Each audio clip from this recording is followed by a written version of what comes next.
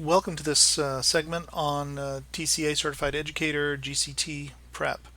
In this particular segment, we're going to talk a little bit about portfolio development. There is so much that you need to think about ahead of time before you apply, and I really want to try to set that up for you as best I can. Um, you're going to have pretty much seven big areas of content that where you're going to have to put stuff together. And let's quickly walk through some of all or all, through all of it. Um, there's going to be some background information that is going to be expected of you.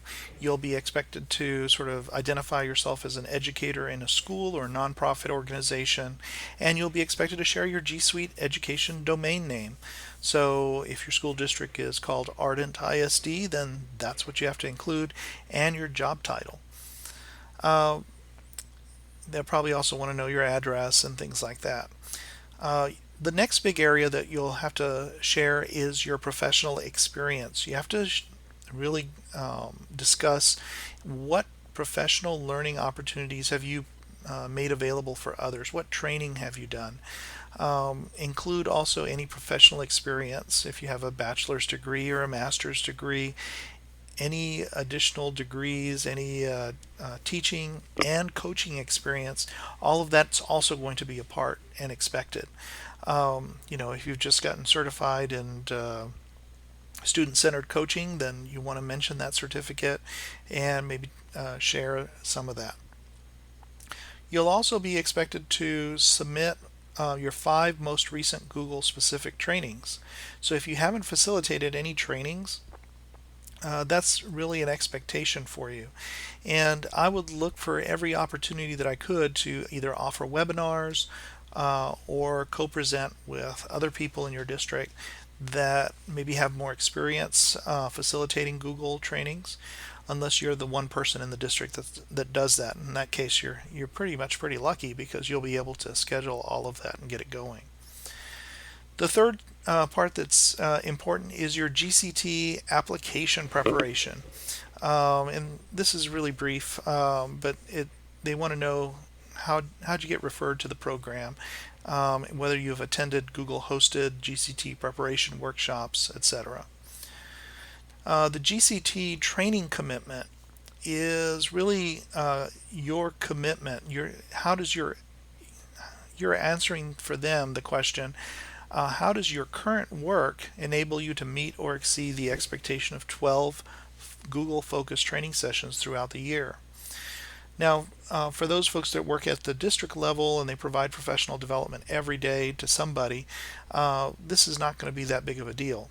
But if you are a classroom teacher or resource teacher and you're in a classroom with 1 or 2 students and you never provide any professional development to anyone, then this is going to be a challenge for you, especially since you have to be able to provide 12 different sessions throughout the school year, usually 1 a month, but it doesn't have to be that tightly controlled. You can do 2 or 3 a month, but this could be an issue for you. So make sure if you say you're a classroom teacher that you also facilitate professional learning in the evenings for the district or on Saturdays, or you work as an independent consultant and you facilitate training.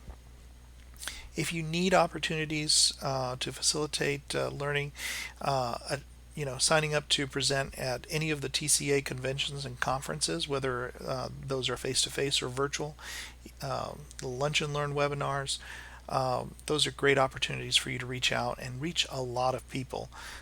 Just in the last few months, we've had over 100 people attend each of our Lunch and Learns. And these Lunch and Learns are on specified subjects, but there's always the opportunity to work in different Google tools that you can take advantage of.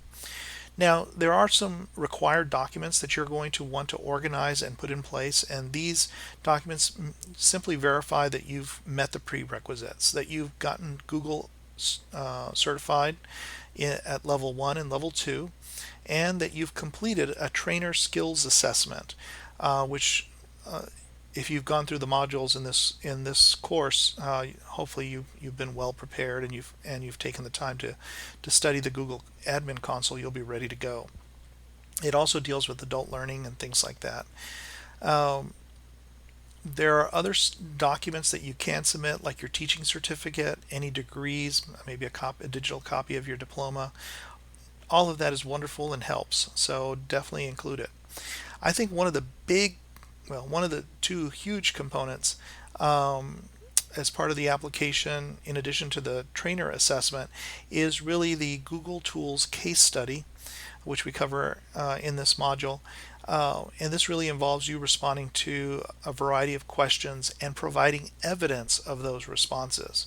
So that would be evidence like workshop training materials, workshop feedback assessments, surveys and responses, and then sharing how you reflect on the feedback that you get from those workshop assessments and surveys and improve or change your training. So all of that's very important, and I've provided some examples of that in this course for you to review to get you started. There's also a trainer video where you're going to have to record and submit a 3-minute video, and we've provided some helpful tips as well as examples for you on how to do that. So all of this has to be gathered and set up before you apply. Fortunately, applications to the Google Certified Trainer are ongoing through most of the year, so you will have time to put this stuff together. I mean, don't rush the process, and you want to make sure you get all that in there. Now, one of the things that I like to do, especially when I think about putting together the trainer video, is I like to divide that trainer video up into pieces. I like to think about the first minute introducing me as a trainer, explaining why I wish to become a trainer, and what makes me unique and googly, whatever that means. And then the second and third minutes, you're going to teach the audience how one feature of Google's productivity suite, or Chromebooks, Chrome, or Android tablets, can be used in the classroom. And you'll have to do that as a screencast. Now, you can't submit two parts, so you have to put it all together. So this is going to involve some potential video editing and things like that. So how do you do that? There's lots of different tools, and we provide some ideas and resources for you.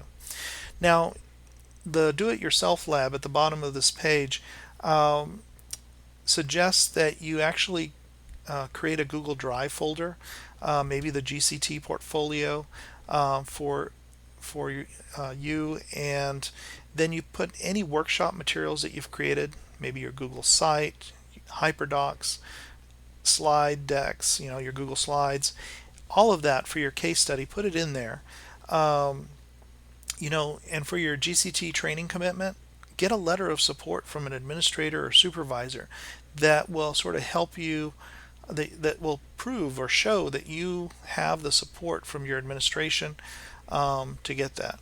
I think if you only get just a simple letter of support from your administrator, that they're going to get you going with training, that they'll let you work with the staff at some point, maybe during in-services, after school, I think you'll be ready to go. Also, think about creating a table of contents for everything that's inside of your folder. Everything's inside.